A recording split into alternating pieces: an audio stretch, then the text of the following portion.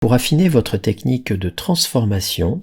j'aimerais vous donner des précisions sur une technique qu'on connaît déjà, qui se trouve ici, la transformation manuelle, et qui permettait de déformer un objet, dans le sens, je l'agrandis, je le réduis. Donc le raccourci CTRL-T associé permettait d'obtenir l'équivalent. Donc si je copie ce masque que j'ai sélectionné avec l'outil de sélection rapide, je le copie,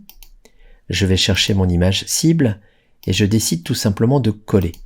Je me retrouve dans ce cas de figure-là, naturellement, mon masque qui est issu de la sélection a été collé sur un nouveau calque, ça on le connaît déjà, ce mode de fonctionnement. Je positionne mon objet à peu près sur le visage, et là je me rends compte que j'ai évidemment un souci de proportion que je vais régler grâce à CTRL-T ou Édition, Transformation manuelle. Les poignées que j'ai ici me permettent naturellement de redimensionner l'objet, de le déplacer grâce à la flèche de déplacement, et vous savez que dans les versions relativement récentes de Photoshop, on travaille systématiquement en mode respect des proportions grâce à la petite chaîne qui est là. Et ça, c'est finalement pas tellement un avantage dans mon cas, puisque vous voyez, ce qui me gêne, c'est que certes, j'arrive à réduire globalement la dimension de mon masque, mais moi j'aimerais peut-être l'affiner au niveau de la largeur ici, au niveau des angles ici, et enfin je n'ai pas cette souplesse, parce que les poignées ici m'obligent à un dimensionnement global et homogène.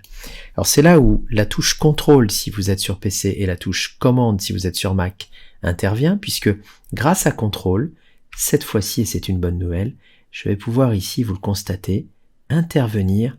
sur un angle spécifique de ma transformation.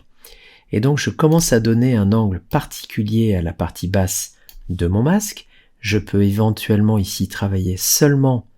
sur la partie qui m'intéresse, donc ici à gauche,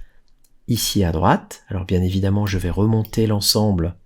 de manière à ce que je puisse obtenir quelque chose d'un petit peu plus subtil en termes de placement des points.